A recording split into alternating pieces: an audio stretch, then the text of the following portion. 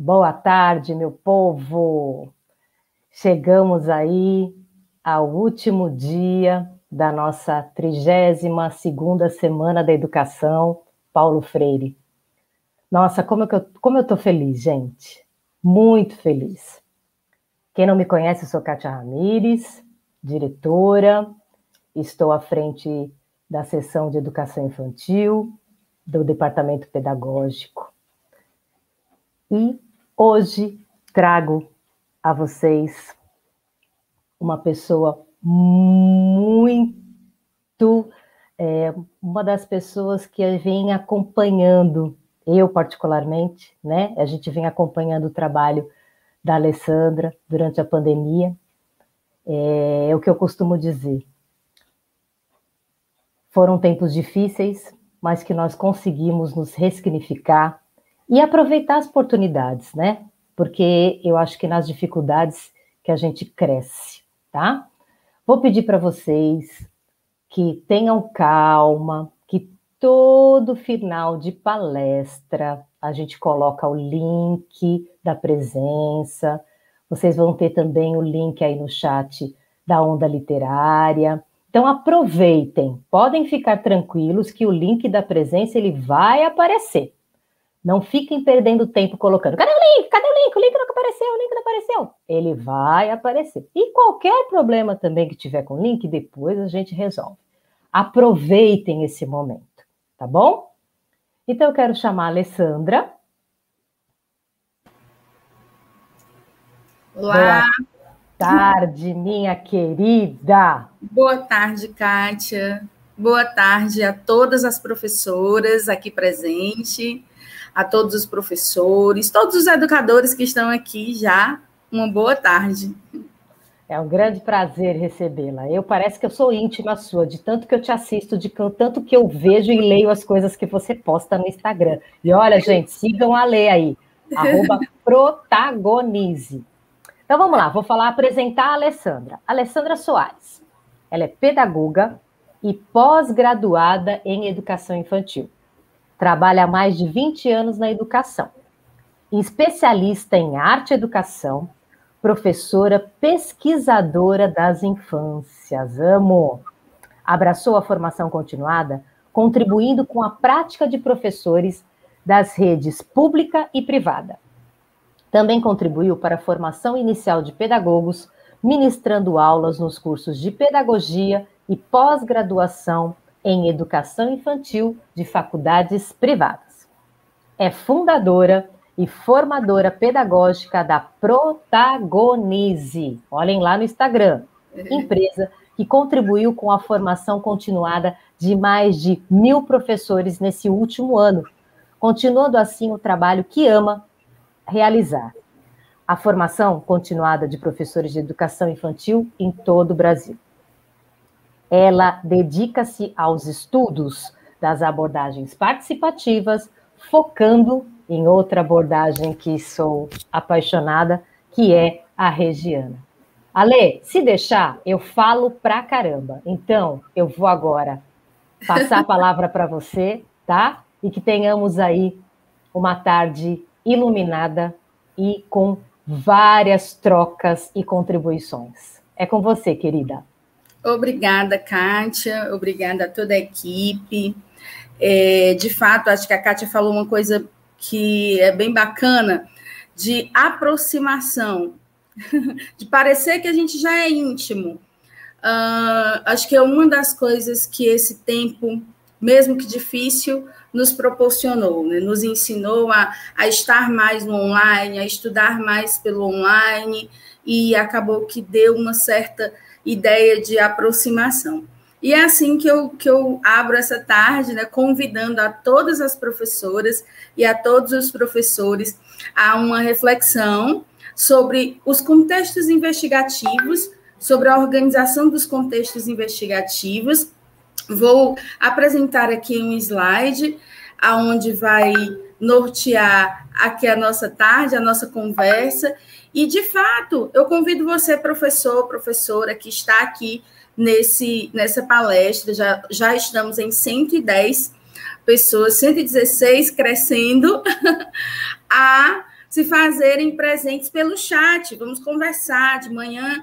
Muita gente colocou no chat perguntas, colocou suas contribuições, porque não são só perguntas que podem aparecer no chat, mas também podem aparecer os seus comentários, a sua contribuição, as nossas trocas, não é verdade?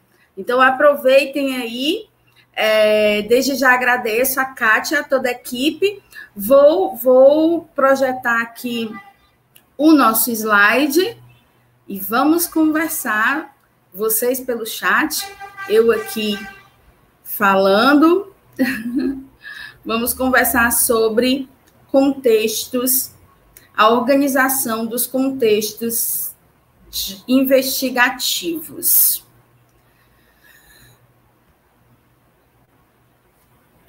Ok, tudo pronto. Então, vamos lá. A organização de contextos investigativos na primeira infância, na primeiríssima infância. Aqui nós vamos pensar de uma forma geral sobre o que seriam esses contextos, o que é contexto, por que contextos investigativos, de onde eles surgem. Então, vamos pensar aqui um pouquinho sobre tudo isso. E, para começar, o que é contexto de aprendizagem? Contexto de aprendizagem, nós vamos entendê-lo aqui nesse momento como uma forma de organizar a ação educativa. Uma das formas de organizar a ação educativa. E aí nós vamos entender um pouquinho como fazer isso. Pensando primeiro na organização dos espaços. Acreditando que esse espaço é potente e pensando em um espaço que tenham elementos provocativos, elementos que desafiam as crianças para a sua aprendizagem, para o seu desenvolvimento. Elementos estes que compõem esse contexto de aprendizagem, que compõem esses espaços, que trazem descobertas, criações, invenções, teorias provisórias das crianças. Só que para que eu assuma na minha docência um planejamento, propostas a partir de contextos de aprendizagem, eu preciso estar revisitando as minhas concepções. Eu preciso pensar quem é a criança. Quem é a criança que está comigo, que eu estou com ela nessa educação infantil? Qual é a educação infantil que eu acredito? Como eu penso a aprendizagem da criança? Como eu penso o desenvolvimento da criança?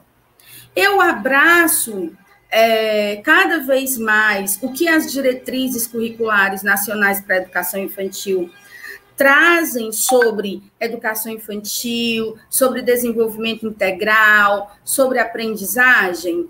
Então, eu preciso refletir primeiro sobre tudo isso. Porque se eu não acredito em uma criança que é partícipe do seu desenvolvimento, da sua aprendizagem, talvez eu não consiga acreditar nessa organização da ação cotidiana, da ação educativa, da organização da ação educativa por meio de contextos de aprendizagem. Talvez eu não acredite na potência que esses contextos de aprendizagem, bem pensados, com desafios,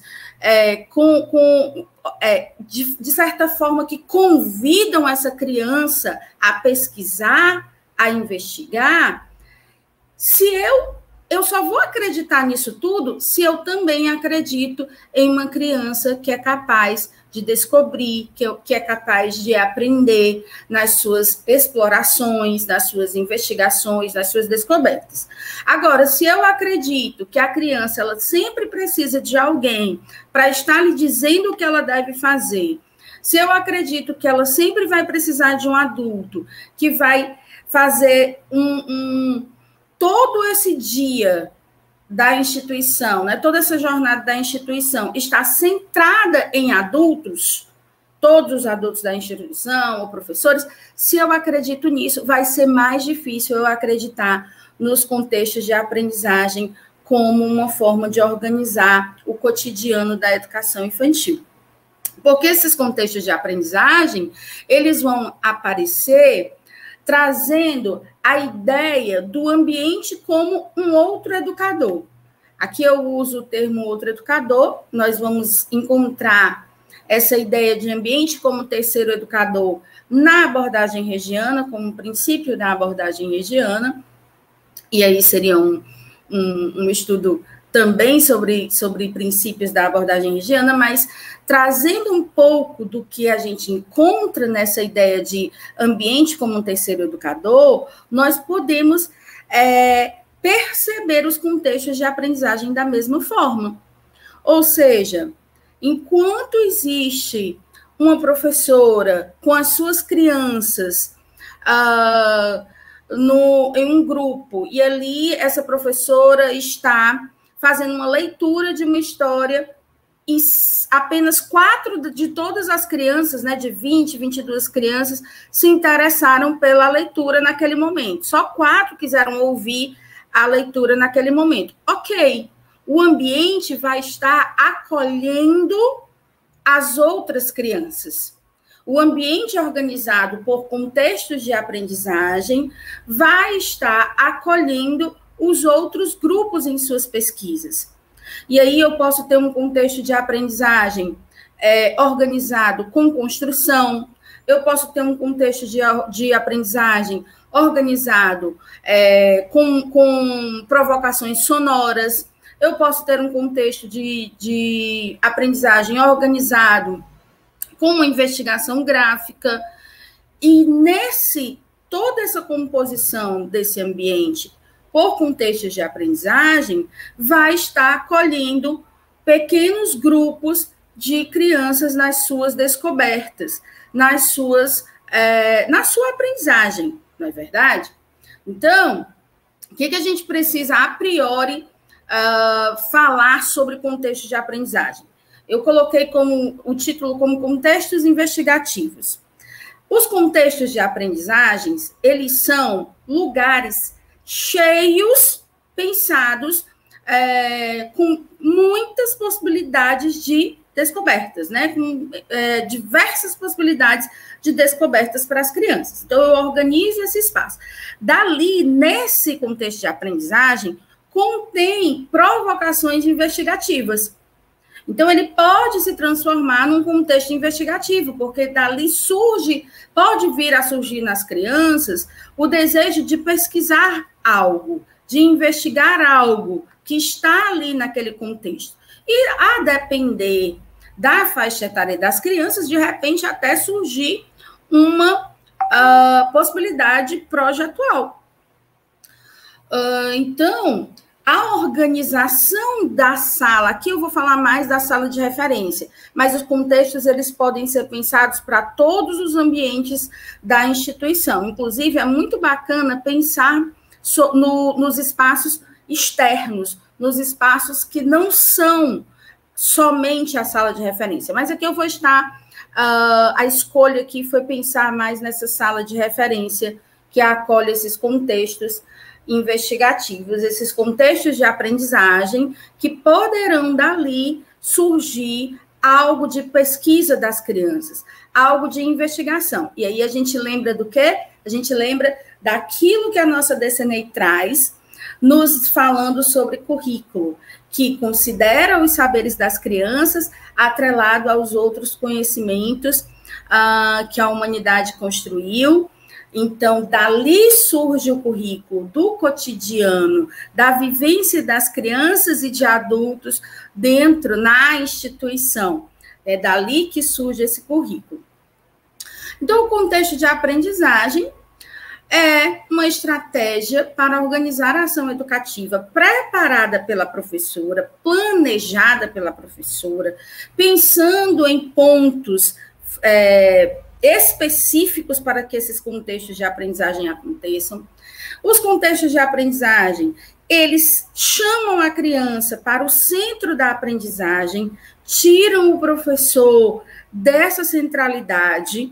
Nesse exemplo que eu falei há pouco, onde uma professora está a contar, está a ler uma história para 4 crianças e as outras crianças estão nas suas pesquisas e estão aprendendo nas suas pesquisas e estão se desenvolvendo nas suas pesquisas no ambiente organizado, demonstra o quanto a professora ou o professor não é a centralidade nesse espaço, não é a centralidade nesse ambiente, não tem essa centralidade, porque não é mais a professora que está com todas as crianças ao mesmo tempo, transmitindo algo, ensinando como se faz alguma coisa, ensinando algo que ela precisa, que os adultos julgam que essa criança precisa aprender.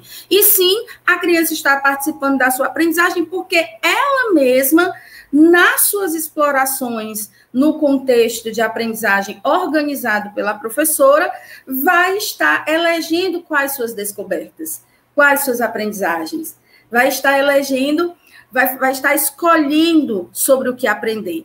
De repente, em um contexto de preenchimento, por exemplo, onde essa professora organizou um contexto de aprendizagem com materiais como, por exemplo,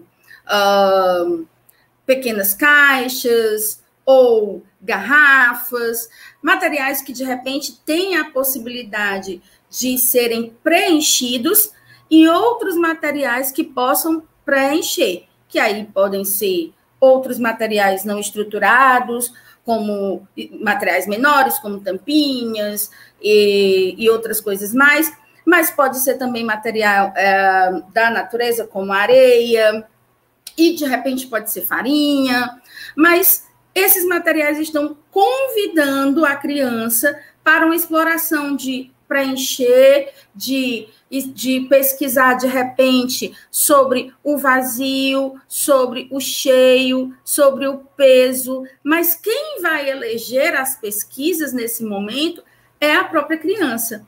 Ela que vai, ao preencher, de repente, está pesquisando sobre cheio e vazio, ou está pesquisando sobre a textura da areia e a textura da farinha, ou está pesquisando sobre um buraquinho que ela encontrou em um recipiente e que a areia passa. Então, a escolha está sendo feita pela criança. E não sou eu que estou dizendo naquele momento que ela precisa aprender sobre o que é vazio e cheio. Então, não está em mim a centralidade. A criança está buscando nas suas descobertas, a criança está nas suas investigações, fazendo as suas eleições sobre o que ela está querendo pesquisar naquele momento. E quem proporcionou isso? Você, professora, você, professor. Como? Pensando sobre as propostas de contextos de aprendizagem, planejando materiais que conversam entre si, planejando qual espaço físico você vai propor aquele contexto de aprendizagem, pensando se ali cabem 2, 3, cabem 4 crianças, 2, 3, 4 crianças, pensando se há espaço para movimentação dessas crianças. Então, há uma preparação desses contextos de aprendizagem e eles têm essa perspectiva de que a criança esteja com as suas explorações. Outra coisa importante de dizer sobre os contextos de aprendizagem é que eles não são para serem usados apenas em um momento do dia que não tem mais nada para fazer. Então tudo aconteceu na manhã, falta 5 minutos, então agora sim as crianças vão para os contextos de aprendizagem que eu pensei. Esse contexto de aprendizagem, quando a gente pensa neles como uma estratégia para a organização educativa, a gente pensa neles exatamente na proposta de que a criança possa, dali, eleger as suas pesquisas, eleger as suas investigações. Então, ela precisa de tempo para isso acontecer. Essa criança precisa de tempo para explorar esses espaços. E você, professora, professor, por sua vez, pensou nas propostas. Pensou em um contexto de aprendizagem que gere na criança possibilidades de construção, onde a criança pode empilhar, pode derrubar, pode fazer suas pesquisas sobre equilíbrio quando ela empilha, e dali, muitas vezes, a criança faz essa eleição de empilhar, de derrubar, de empilhar, de derrubar, de repente, na continuidade desse processo investigativo da criança, surge uma possibilidade projetual de investigar sobre equilíbrio, de investigar sobre construções, e aí pode sim acontecer, pode aparecer possibilidades projetuais. Se a gente fala do bebê, a gente está falando nessa possibilidade projetual mais para as crianças pequenas, mas se a gente fala do bebê, a gente também percebe que ele investiga, a gente também percebe que ele faz as suas escolhas, que ele toca, que ele manipula os materiais que foram escolhidos e disponibilizados para a investigação naquele momento. Nós vamos perceber várias ações desse bebê. E quando a gente nomeia essas ações, nós vamos percebendo as investigações que eles estão fazendo. Então, isso acontece bastante. Os contextos de aprendizagem geram provocações para as aprendizagens e desafios para as crianças. E outra coisa bacana de pensar é que, nessa forma de organizar a ação educativa, as educadoras, os educadores, podem ver com mais clareza os processos de aprendizagem da criança, podem perceber com mais clareza as estratégias que as crianças utilizam e seus interesses individuais e coletivos. Porque, como as crianças estão, nesse momento, investigando em grupo ou individualmente, eu não estou sendo aquela pessoa totalmente requisitada o tempo todo. Então, o que eu posso fazer? Eu posso observar com mais tranquilidade, eu posso estar passando segurança para as crianças apenas no estar presente e me dá uma certa tranquilidade para observar melhor, para investigar como as crianças estão pesquisando, como as crianças estão aprendendo, como as crianças estão descobrindo, o que elas estão descobrindo. Acaba que nessa perspectiva, onde as crianças estão nos seus contextos de aprendizagem, investigando e pesquisando, eu acabo tendo mais possibilidades de observar. Então, como fazer propostas de contextos de aprendizagem? Como começar um processo investigativo com a criança? Meio que já falei um pouco sobre isso, mas tudo parte da vida cotidiana. O currículo na educação infantil parte da vida cotidiana. É no dia a dia, é acolhendo o ordinário do dia a dia, que acontece de forma ordinária no dia a dia. E o que acontece de forma extraordinária. No cotidiano da escola, existem coisas ordinárias e extraordinárias, que precisam ser percebidas, e dali vão surgir muitas ideias para o nosso lançar de propostas para as crianças. Muitas ideias sobre o que trazer de possibilidades para que as crianças descubram, pesquisem, investiguem. Muitas ideias e possibilidades vão surgir da observação. Mas, Alessandra, então, eu só posso organizar os contextos de aprendizagem quando eu observo as crianças. Então, eu vou começar com as crianças na semana que vem. Então, eu não organizo nada. Pelo contrário, nós sempre temos intencionalidade pedagógica. Então, eu tenho que ter uma organização prévia desse espaço, desse ambiente. Eu tenho que pensar nesses contextos que chamam a criança para investigar. E como eu vou pensar em contextos? Eu vou pensar considerando as faixas etárias, eu vou considerar aquilo que eu já conheço de cada faixa etária, o interesse de cada faixa etária. Por exemplo, um bom exemplo é pensar nos bebês e saber daqueles bebês que ainda não andam, mas que já sentam, e ofertar o cesto de tesouros que vem ali da Elinor Goldschmidt, que o Paulo Fock também fala muito bem sobre isso. Então, é uma boa estratégia pensar no cesto de tesouros. Por quê? Porque eu sei que nessa faixa etária as crianças sentam, mas elas ainda não usam a marcha para explorar, para passear de um contexto de aprendizagem para outro. Então, eu vou pensar na faixa etária e em que proposta de investigação, de descoberta eu posso estar lançando para essas crianças. E tudo isso vai surgir, eu vou pensar na faixa etária, eu vou propor inicialmente, e dessa proposta inicial vem a minha observação, e aí sim outras coisas aparecerão, outras ideias, outras propostas aparecerão, porque aí sim eu observo quais investigações as crianças estão fazendo, aquilo que interessa mais para a criança em determinados contextos, e aí eu posso mudar um elemento, ou então eu posso deixar esse elemento mais tempo.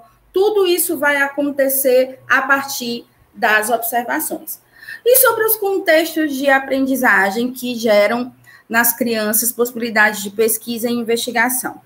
Como fazer, né? Como propor, como poderia acontecer? Uma ideia bacana é conversar com as pessoas, com as professoras, com os educadores, com os adultos da sua instituição e definir algumas propostas iniciais. Por exemplo, de repente, um contexto de aprendizagem que o elemento principal daquele contexto é a sonoridade. Então, as crianças, a minha ideia é que as crianças possam fazer investigações sonoras. Um outro contexto é o de faz de conta. Um outro contexto pode ser o de investigações gráficas, onde tem possibilidades das crianças estarem deixando suas marcas. E aí eu posso, nesse contexto de investigação gráfica, trazer papéis, eu posso trazer riscantes diversos, que combinem com o papel que eu estou ofertando, pensar em várias propostas onde as crianças possam estar inseridas nesses contextos e buscando ali as suas descobertas. Esses contextos, eles podem ser variados. E aí você pode me perguntar assim, Alessandra, então os contextos são os antigos cantinhos? Vamos pensar sobre, tá? E aí você tira as suas conclusões. Mas vamos lá. Se a gente tem o cantinho como um espaço na sala de referência, bem lá organizado, e que nenhuma criança pode mexer em nada, tocar em nada, a não ser quando é a hora daquele cantinho, não é contexto de aprendizagem. Se eu tenho cantinhos organizados na sala a partir de áreas de conhecimento, não é contexto de aprendizagem, até porque a gente já sabe que na educação infantil nós não trabalhamos por área de conhecimento. Se eu tenho ali cantinhos, por exemplo, das ciências, da matemática, isso já configura área de conhecimento, então não é contexto de aprendizagem. Se esses cantinhos estão lá, mas que também, como eu falei, as crianças não podem tocar em nada, existe um momento certo para isso, 5 minutos antes de sair, não é contexto de aprendizagem. A organização por contexto de aprendizagem, ela acontece para que a criança, quando eu acredito que a criança, ao tocar, ao explorar, ao manipular, ela está aprendendo. Então, eu não preciso ter um planejamento que tenha várias coisas que eu ensino, e aí só depois ela vai brincar, ou ela vai explorar, ou ela vai... Então, o contexto de aprendizagem, ele tem essa característica de ser esse ambiente organizado, cheio de desafios para as crianças, onde as crianças, elas permanecem nesses contextos, mas elas também podem sair desses contextos e ir até outro contexto sem ter um tempo determinado. As crianças, elas exploram esses ambientes, meio que perpassam por todos os contextos, mesmo que perpassam ali uns pelos outros. Pontos, elementos para o planejamento de contextos, pensando nessa ideia investigativa também. Eu considero, no meu planejamento, os espaços, os materiais, o tempo, a continuidade e o grupo. Aqui, eu fiz uma escolha por 2 desses elementos, porque não daria tempo de a nossa conversa contemplar todos. Então, fiz uma escolha por 2 deles e rapidamente eu vou passar pelos outros. Então, nós vamos conversar um pouco mais sobre espaços e materiais. E aqui, nesse momento, eu faço a reflexão com vocês sobre tempo, continuidade e grupo. Os contextos de aprendizagem, como eu falei anteriormente, ele acolhe pequenos grupos. As crianças mesmo, muitas vezes, elas escolhem o seu contexto. E outra possibilidade é combinar com as crianças qual grupo, qual contexto elas querem explorar naquele momento. As crianças, elas gostam de conversas francas. Elas precisam desse respeito que acontece quando há um adulto conversando francamente com elas. E quando a gente conversa com as crianças, principalmente as crianças pequenas, sobre algumas questões, como, por exemplo, esse contexto de aprendizagem, e aí você diz o que tem no contexto de aprendizagem, e aí define com as crianças junto quem estará naquele contexto de aprendizagem, quem estará. Isso não significa que naquele momento ela não possa sair de lá e ir para uma outra possibilidade investigativa. Sim, ela tem essa possibilidade de estar buscando os outros contextos de aprendizagem também. Mas nesse momento, o que importa é que a gente entenda que esses contextos, eles acolhem os pequenos grupos. Não é todo o grupo com a professora em um mesmo contexto, porque o contexto, ele faz essa ideia, aliás, ele traz essa ideia de ambiente como um outro educador. Então, as crianças estão aprendendo em interação com o ambiente.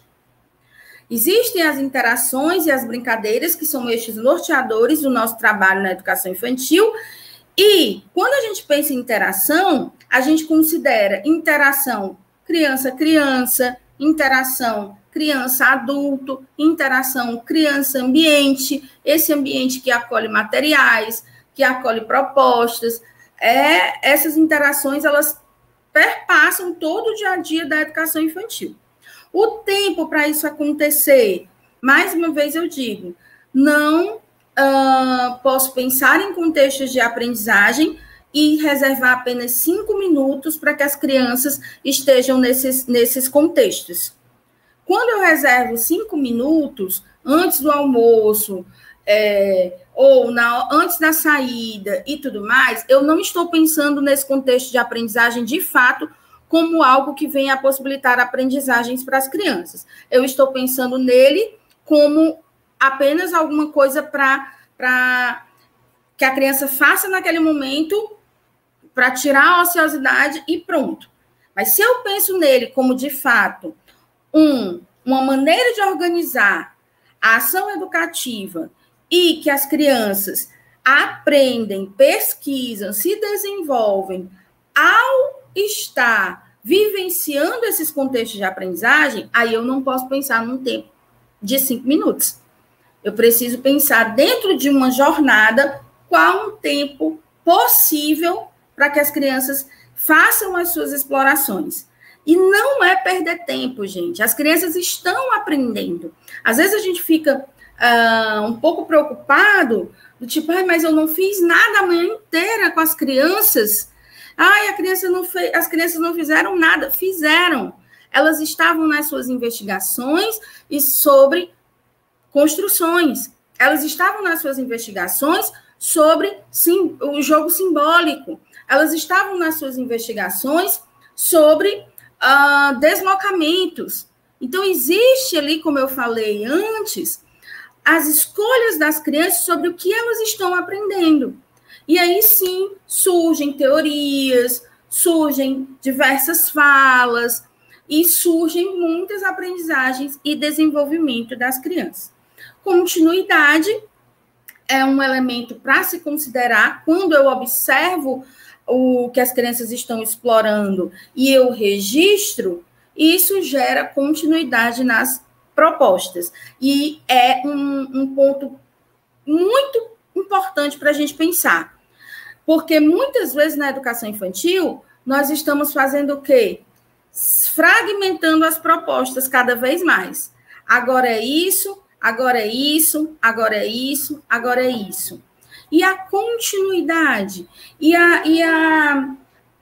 o deixar que essas propostas, que essas investigações continuem, e possibilitar que as crianças refaçam, estejam pensando sobre as suas descobertas. Isso é preciso que a gente considere também nos nossos planejamentos. Às vezes, a gente pensa sempre que precisa de algo novo, de novo, na educação infantil, e, de repente, as crianças, elas querem repetir. A gente tira pela história, que às vezes a gente lê uma história para elas e elas dizem, lê de novo, lê de novo, lê de novo.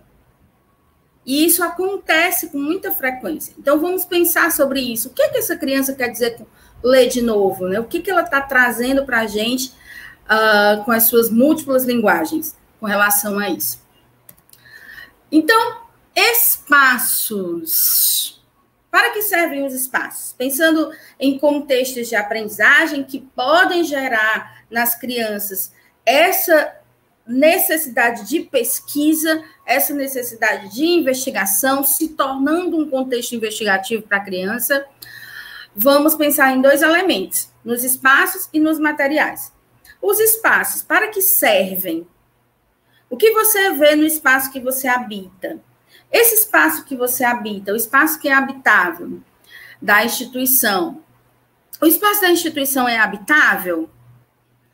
O espaço da instituição, ele acolhe crianças e adultos?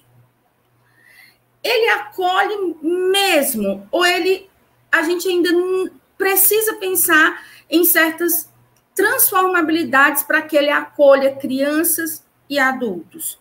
Quais são as necessidades das crianças? Quais são qual é a transformabilidade que precisa acontecer para, de fato, essa criança se sentir partícipe desse ambiente e não sentir que ele é só do adulto, mas que ele também pertence àquele ambiente? São perguntas que é bem importante, porque muitas vezes a pergunta ela vai te levar além para um outra perspectiva, muito mais do que se a gente dá respostas. Porque a resposta que eu poderia dar aqui, ela talvez fosse te satisfazer. E aí você fica naquilo. Mas a pergunta que não tem uma resposta ainda, quem vai respondê-la é você. Como? Com as suas pesquisas, com as escolhas que você faz. Então, as perguntas elas vão ficar aí para mexer mesmo. Alguns tópicos para pensar no espaço. Uma coisa que eu sempre gosto de lembrar, que eu gosto muito de uma definição de espaço e ambiente, que a Lina Forneiro, a autora Lina Forneiro, ela traz no livro A Qualidade na Educação Infantil, do Miguel Zabalza. É um dos textos desse livro, e ela vai fazer uma reflexão sobre espaço e ambiente. O que ela nos fala para refletir é que o espaço, ele diz respeito ao espaço físico. E o ambiente, ele diz respeito a tudo aquilo que está acontecendo, que está inserido no espaço físico. Como, por exemplo, os móveis, os cheiros, os sons, as relações que acontecem nesse espaço. Tudo isso é o ambiente. Então, esse ambiente se transforma, mesmo que o espaço físico não se transforme. O ambiente ele vai se transformando a partir das relações, a partir dos cheiros, dos sons, de quem está habitando aquele ambiente naquele momento, ele vai se transformando. Então, esse espaço, ele acolhe relações. O espaço, ele não pode ser visto por nós, da educação infantil, como um cenário. E é bem bacana pensar nisso, se a gente está pensando em contextos de aprendizagem, sabendo que esses contextos de aprendizagem são organizações desse ambiente, organizações provocativas para as crianças, se a gente pensa que todo o espaço físico, ele pode aparecer como proposta investigativa, a gente vai deixando cada vez mais de lado os espaços físicos para serem apenas cenários. Quando eu falo de cenário, aqui eu destaco, e a gente podia fazer uma outra reflexão, mas eu vou trazer para esse lado. Aqui eu destaco,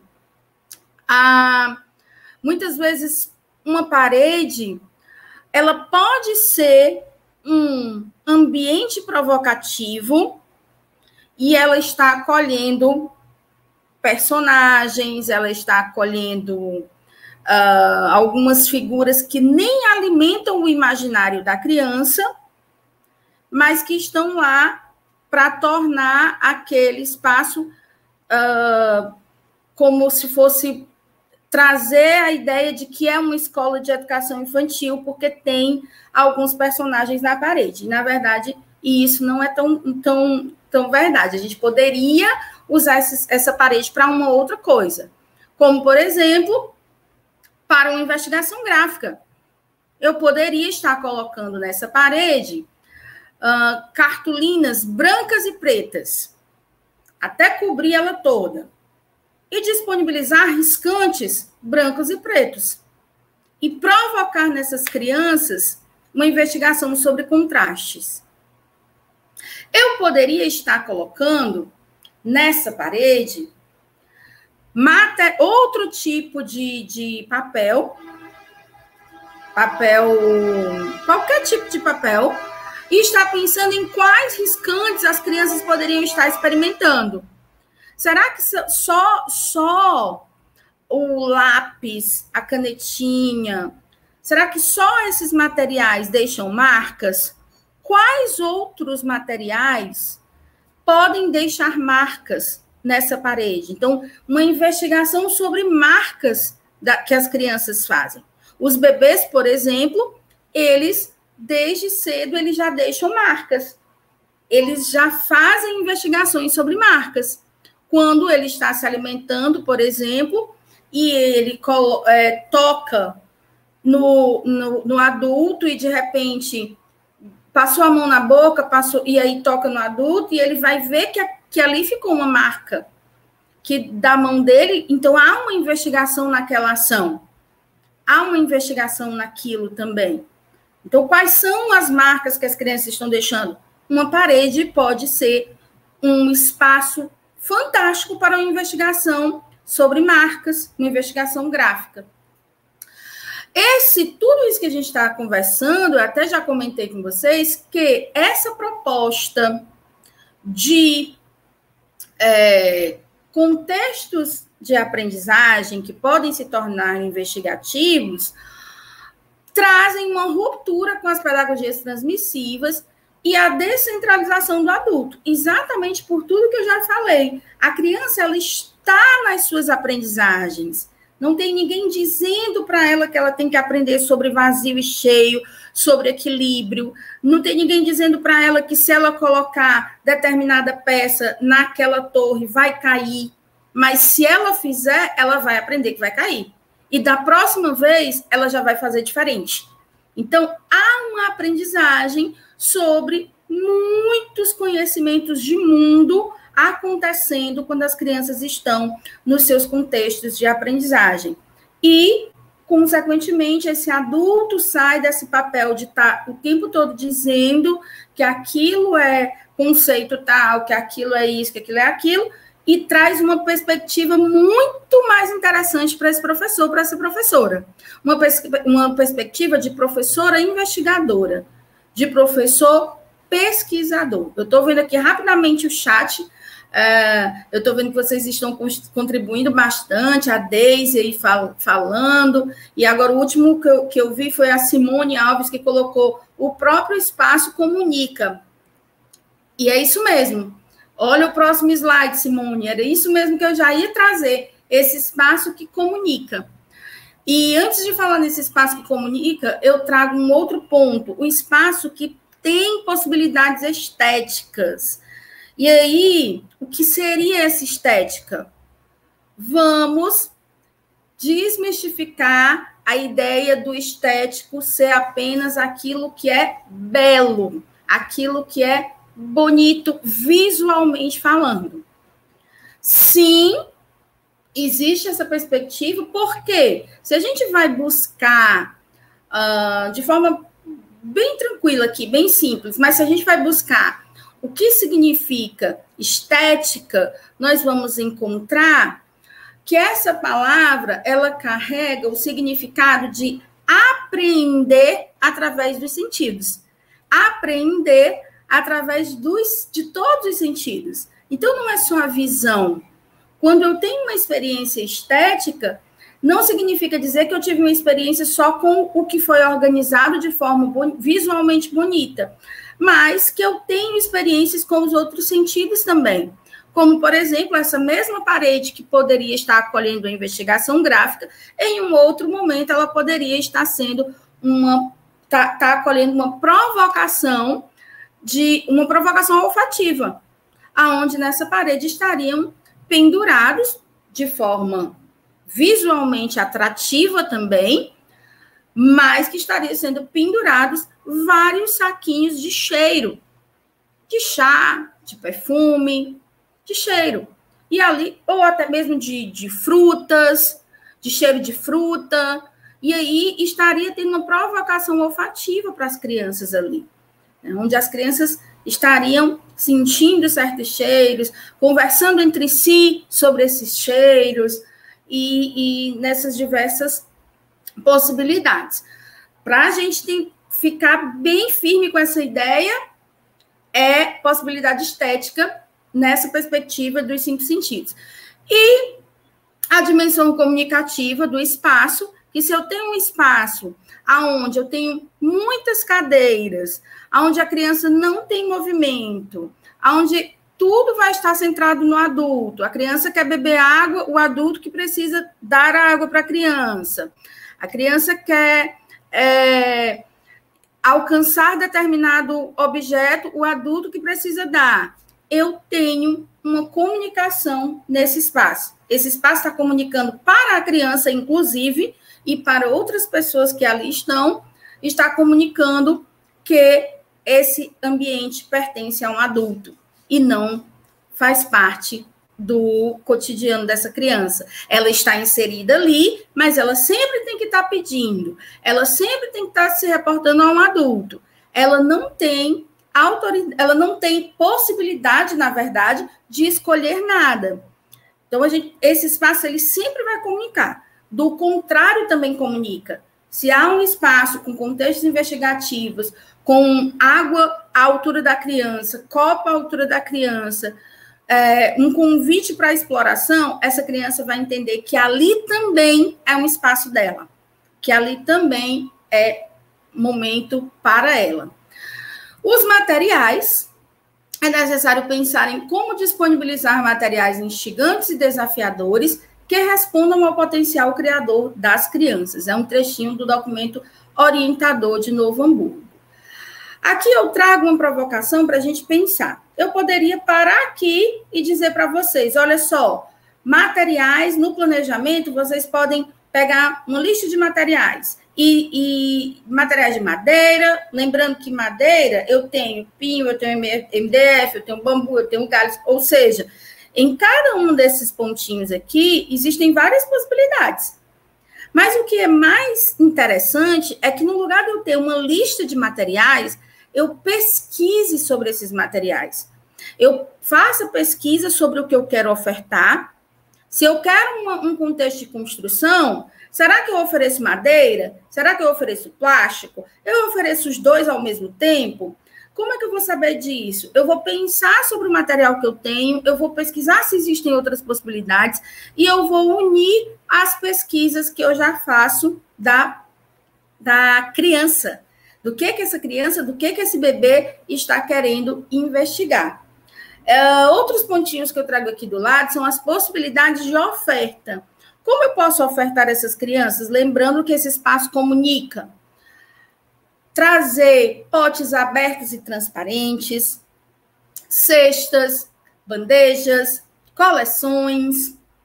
Eu até coloquei aqui outras possibilidades, né, de parafusos, porcas, mas para a gente pensar em como ofertar. Se eu oferto esses materiais em cestas, é diferente de estar com esses materiais organizados em potes de plástico fechados. Eles estão fechados, eles estão dando uma comunicação. Está fechado, não é para abrir, ninguém mexe. Eles estão abertos, eles estão dizendo para as crianças, venham fazer essa descoberta aqui. Então, é importante a gente pensar em como ofertar esses materiais. Se eu faço uma pesquisa sobre materiais, eu posso considerar que os materiais têm propriedades, têm peso, têm tamanho, têm características, têm variações, que tem materiais naturais e artificiais, que tem materiais efêmeros ou permanentes. Quais são as qualidades táteis desses materiais? São pontos para que, quando eu estiver planejando os contextos e que eu tenho definido qual contexto eu quero ofertar, eu me apoie nesses pontos. Se eu quero ofertar um contexto de aprendizagem de construção, que é um contexto que sempre aparece, as crianças sempre estão brincando de empilhar, de colocar um do lado do outro, isso sempre aparece. Então, se eu quero fomentar a pesquisa das crianças com um contexto de construção, quais materiais eu posso ofertar? Madeira? Eu posso ofertar toquinhos de madeira? Eu posso ofertar bambu? O que eu posso ofertar? O que eu posso pensar se as crianças estão sempre empilhando, equilibrando? Qual outro elemento que eu coloque aí nesse contexto que venha, de certa forma, trazer um desequilíbrio? Então, são questões para ir pensando nos desafios.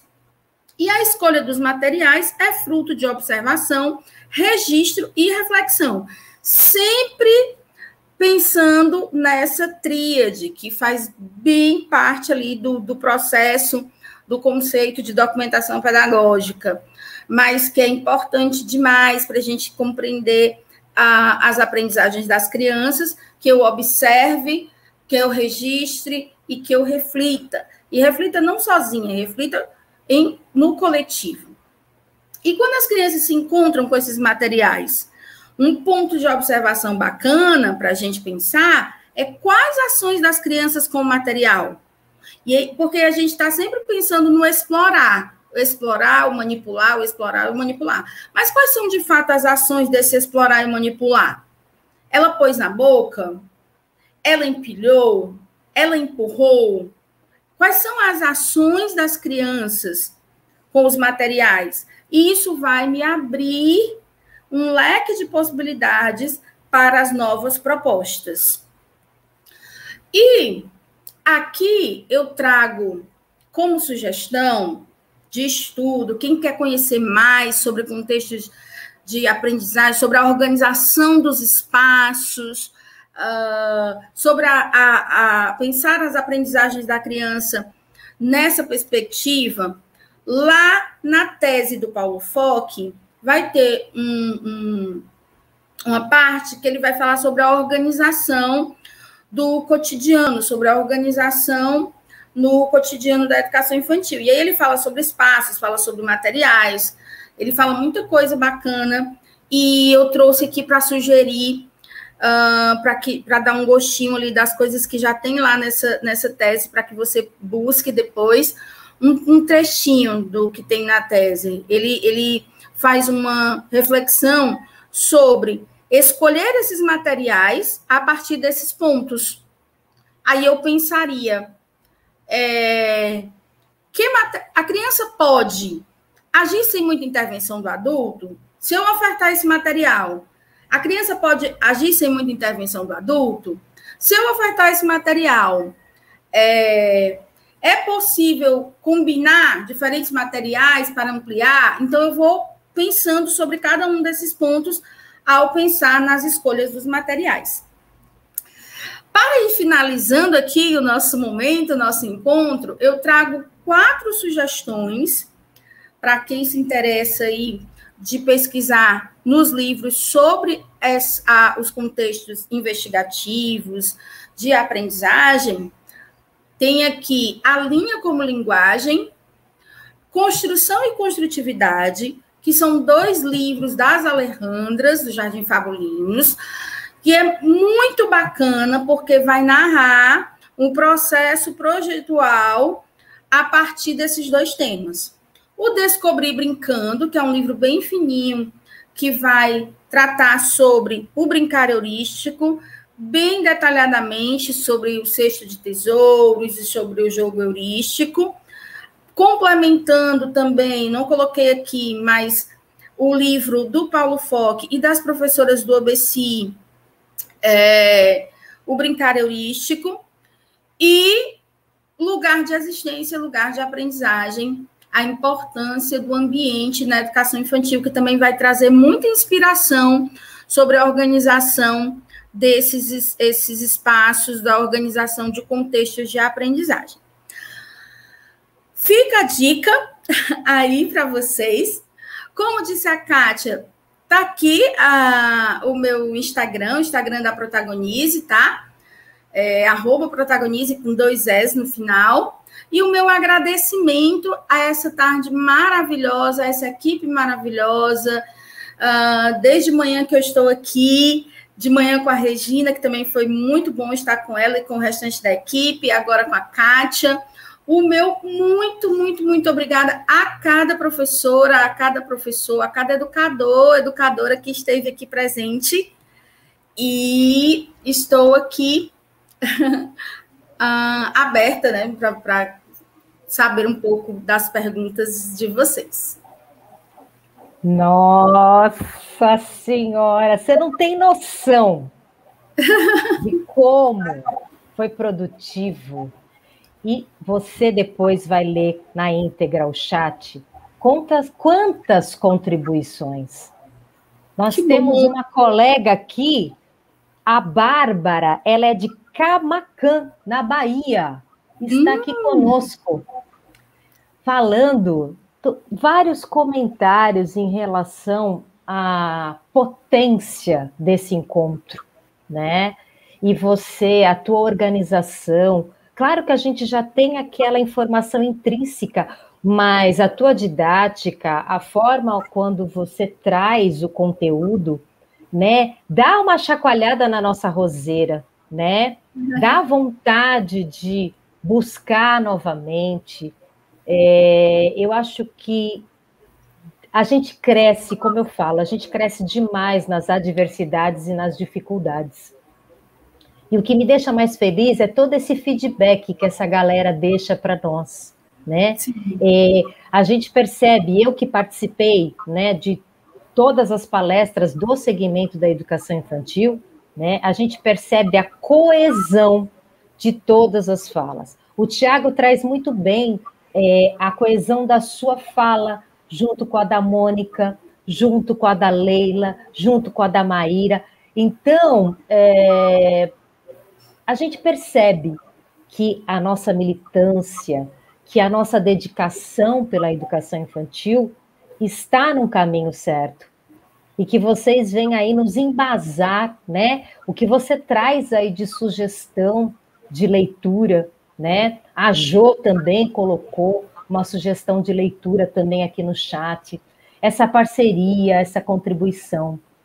Quando você fala de intencionalidade, de planejamento, isso é muito importante, né? É ponto primordial para nós. Eu percebo que esse tempo que é nos dado, essa parada que a gente chama de Semana da Educação, ela serve para nos nutrir, né? E perceber, você acabou puxando da nossa amiga Denise, da professora Denise Lemos, ela foi lá em 2004, num projeto onde ela desenvolveu na nossa unidade Saporto, que se chamava Cantos que Encantam. Então, quando você começou a falar, ela fez um bate-bola, demonstrando todas as possibilidades e toda a forma que ela conseguiu, né, trabalhar, né, com tudo isso que você está falando. Eu senti até um certo saudosismo da Denise. Denise, vamos voltar, hein? Não vai deixar só lá em 2004. Vamos retomar para 2021, 2022, 2023 e vamos que vamos. Ale, estou muito feliz. Mas eu acho muito importante, eu gosto muito da tua fala quando você destaca o espaço como ele não sendo cenário. Isso eu, enquanto gestora, trago muito comigo, né? Das figuras estereotipadas, das figuras prontas, e que a gente quer, é nosso, o olhar estético é nosso, que a gente acha que deixar tudo bonitinho para as crianças, isso vem da nossa cultura, não a cultura e do olhar das nossas crianças. E quando você fala riscante, eu amo, tá?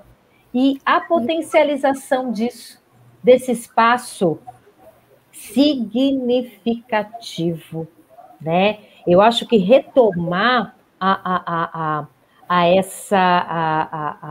essa potência que às vezes a gente não consegue enxergar no espaço é muito importante. Eu gostei demais, de manhã eu já tinha feito essa anotação aqui nos meus apontamentos e achei bárbaro quando você traz a investigação gráfica, né, de quantas maneiras a gente pode fazer essa investigação gráfica naquele espaço. Você falou de manhã de folhas, né, diversificadas, agora você já trouxe a cartolina branca e preta, né, com riscantes que proporcionam isso para a descoberta autônoma da criança, né? Quando a gente fala também da descentralização dos adultos dentro desse espaço, ele é muito potente, porque às vezes a gente só reclama, né? Não sei se você sabe, mas nós, Santos, nós temos, né, a proporcionalidade adulto-criança, mas mesmo assim, às vezes a gente sabe o quanto é difícil, né? Você se deparar com um número, né, apesar de estar dentro da legislação, mas um número grande de crianças e você é um único professor, é difícil. Então, agora vai uma questão. Ale, minha nova amiga, Quais aspectos precisamos considerar para a organização de um contexto de aprendizagem por investigação? Quais aspectos? Eu penso que considerar que essa criança ela é curiosa, então ela vai investigar, ela vai descobrir algo, ela sempre vai estar ali, desde o bebezinho até as crianças ali, a gente falando de educação infantil, né? Porque isso se estende mais à medida que a gente alimenta essa curiosidade da criança, porque a curiosidade ela é algo que aparece no ser humano ali desde bebezinho. Só que o que acontece? À medida que vai passando o tempo, essa curiosidade vai morrendo, a depender de como a gente alimenta ou não essa curiosidade. Então, acho que um ponto importante a se destacar é a curiosidade, porque daí vai gerar, vão aparecer perguntas.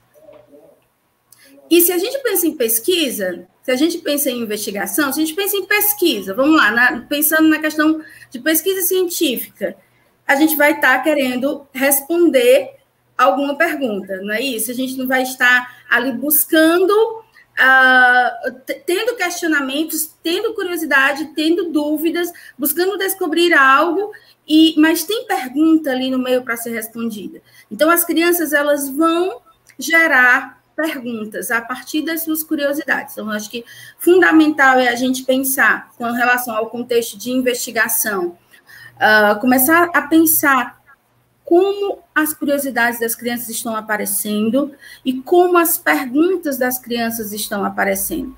E aí considerar esses outros aspectos que eu vinha falando aqui para planejar, né, do tempo, da continuidade, dos materiais, tudo isso. Mas eu penso que fundamentalmente é considerar que essas crianças elas fazem perguntas e eu preciso descobrir as perguntas das crianças e ter a paciência de não respondê-las, e sim de trazer cada vez mais, nesses contextos, possibilidades de teorias, que as crianças cheguem às suas teorias provisórias. Acho que fundamentalmente é isso, é pensar que elas vão ter perguntas, dali pensar em contextos investigativos que vão possibilitar as descobertas das crianças para essas perguntas. Eu não respondo as perguntas, apesar de muitas vezes o adulto ter muita necessidade de responder, mas as crianças vão descobrir as suas respostas. E a gente tem que quebrar esse paradigma, né? Caramba, 11 horas, eu não fiz nada. Gente, como que não fez nada, né? Parar com esse negócio de quando você coloca muito bem, não existe perder tempo, né? Não existe isso. Dentro da educação infantil, isso é inviável. Esse aspecto não existe. A gente precisa se valorizar. Nós planejamos. Teve uma intencionalidade o nosso planejamento, né? Então, a gente não perde tempo nunca com as nossas crianças. A gente precisa quebrar esse paradigma. E nós temos aqui tantos elogios, tanta coisa linda. É perfeito mesmo. Ó, a Rosana diz, alimentar a curiosidade da criança, né? E a Simone, nós temos uma pessoa linda aqui entre nós, no nosso grupo, a Simone Alves, ela é coordenadora de uma dos nossos equipamentos. Ela traz Malaguzzi, olha só, né? Que as paredes são a pele, né? E é bem por aí, não é profundo, não é lindo? Olha muito. Só. Nós somos muito potentes, né, Alessandra? E eu acho que esse período difícil trouxe, né, acendeu essa chama, né, de nós que estávamos lá apagada, gente mesmo dentro de todo o cotidiano louco, né? A gente acabou deixando de valorizar as pequenas coisas. Você concorda comigo? Concordo. Né?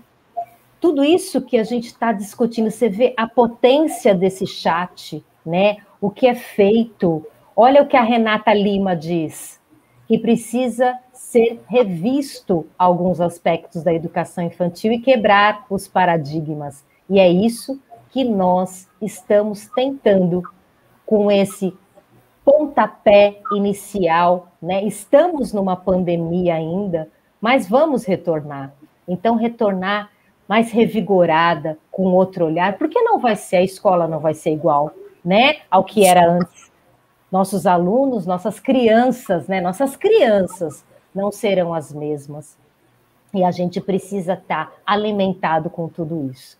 Ale, queria que você deixasse as suas considerações finais. A gente está aqui terminando o nosso tempo. Para mim, foi um prazer, foi quando te falei. O povo que me conhece aqui sabe que a fila da demagogia eu não entrei. Então, o que eu estou expressando por você é um sentimento verdadeiro mesmo, de que você nos ajudou demais nesse período, com toda a tua informação, com todo o teu estudo, com toda a sua troca, né? Você trouxe muito conteúdo gratuito nas tuas postagens, super potentes, né? Então, a minha gratidão a você e queria que você deixasse aí a tua fala final. Kátia, eu também, eu posso dizer também que foi um prazer estar aqui na 32ª Semana Nacional de Educação, 32ª Semana de Educação de Santos. Já coloquei um nacional, de repente. Opa! Com essa potência aqui de plataforma, vou te falar que, olha aí, tem como é o nome dela? A Bárbara da Bahia, por que não nacional? Não é isso? Não é? E talvez ano que vem internacional, né? Vamos ver. Opa, adoro! Mas, assim, minha gratidão mesmo a toda a equipe e, principalmente, Kátia, hoje, agora nesse momento, encerrando, gratidão a todas as professoras, a todos os professores que estão aqui no chat conosco, porque eu fiz ali no início um convite à participação no chat e eu percebi muitas contribuições. E isso é muito bacana, porque aí eu não fico sozinha dizendo algo, trazendo algo, mas eu vejo também, você relatou muitos dos comentários, o que todas essas colegas e esses colegas já colocam aqui, que trazem a sua experiência, né, que trazem tudo aquilo que já vivenciam, já vivenciaram, já estão buscando. Então, um agradecimento a todas e todos os professores, educadoras que estavam aqui conosco, que estão aqui conosco, e também a você, Kátia, e a toda a equipe que estava comigo, me apoiando nesse momento para estar com as professoras. O meu muitíssimo obrigada, e fico aí, sigam no Instagram, e estou à disposição, sempre à disposição. Ela foi muito mesmo, obrigada. Gente. Ela atendeu prontamente ao meu direct, né? No nosso primeiro contato. Ela foi uma linda, muito educada. E a minha gratidão também a todos os envolvidos, a galera da Senutec. Eu fiquei toda boba quando eu recebi o convite para mediar, né? Você, a Leila Oliveira, e porque volto a falar, parece que se tornaram nossas amigas, nossas parceiras, de tanto que a gente acompanhou vocês. Paolo, Marcinha, que estão aí pela Senutec, minha amiga Regina do Guarujá, sim, nossa amiga de OMEP, Fabiana Ribeiro, chefe do Departamento Pedagógico, e eu queria deixar um recadinho final, né, para vocês, uma frase para a gente terminar. E depois que eu terminar, nós vamos ter mais um recadinho também lá do pessoal do Instituto Paulo Freire. Eu deixo com o maior carinho para vocês essa frase da Madalena Freire, do texto Educando o Olhar da Observação. Aprendizagem do olhar. Observar uma situação pedagógica não é vigiá-la, mas sim fazer vigília por ela. Isto é, estar a permanecer acordado por ela, na cumplicidade da construção do projeto, na cumplicidade pedagógica. Minha gratidão a todos vocês, cuidem-se e fiquem bem. Um beijo. Obrigada.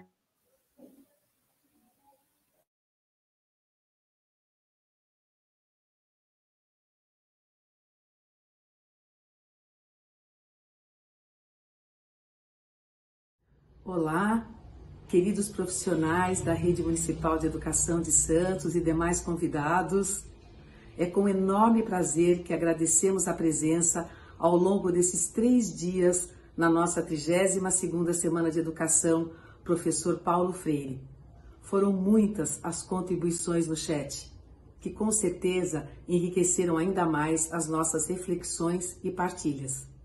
Agradecemos ainda à Secretaria de Educação, ao Departamento Pedagógico, aos palestrantes, mediadores, intérpretes e todos aqueles que contribuíram de forma direta ou indireta para que essa semana fosse possível. Teremos ainda uma pequena homenagem ao nosso patrono da educação, professor Paulo Freire. Forte abraço. Olá, sou Ângela Bizantunes, estou aqui no Instituto Paulo Freire, mais especificamente no Centro de Referência Paulo Freire, que acolhe o acervo de Paulo Freire. Acervo este que em 2017 recebeu o título de Patrimônio Documental da Humanidade pelo Programa Memória do Mundo da Unesco. Vim aqui deste lugar, do Centro de Referência Paulo Freire, onde está a biblioteca, atrás de mim, a mesa em que Paulo Freire trabalhou, a cadeira em que Paulo Freire trabalhou, deste lugar para falar em meu nome e em nome de toda a equipe do Instituto Paulo Freire, em nome do professor Moacir Gadotti, presidente de honra do Instituto Paulo Freire, para saudar a equipe da Secretaria da Educação de Santos, toda a sua equipe, secretárias e equipes técnicas, pessoas de outras secretarias de educação, saudar professores, professoras, alunos, alunas, funcionários de apoio, familiares, pela 32ª Semana Paulo Freire. São 32 semanas, a 32ª semana acontecendo no ano do centenário de Paulo Freire, 100 anos de Paulo Freire. E para nós celebrar o centenário de Paulo Freire é fazer desse tempo de celebração, tempo e espaço de formação, de reflexão, de articulação, de organização, fortalecendo as causas com as quais Paulo Freire se comprometeu, em especial o direito à educação para todos, a luta pela educação de qualidade social, a educação em direitos humanos, a justiça social, e que essa semana, essa 32ª Semana Paulo Freire, que tem esse belíssimo tema, percursos significativos em tempos de singularidades, um oceano de possibilidades. Oceano de possibilidades me remeteu ao que Paulo Freire chamava de inédito viável. Paulo Freire dizia que a história não é tempo de determinismo, a história é tempo de possibilidades, e, sobretudo, possibilidades coletivas. Juntos e juntas somos mais fortes. O Instituto Paulo Freire está feliz de saber e participando da 32ª semana, apoiando a 32ª semana, Paulo Freire, da Rede Municipal de Educação de Santos. É uma honra para nós estarmos juntos nesse ano de celebração do centenário Paulo Freire. Obrigada.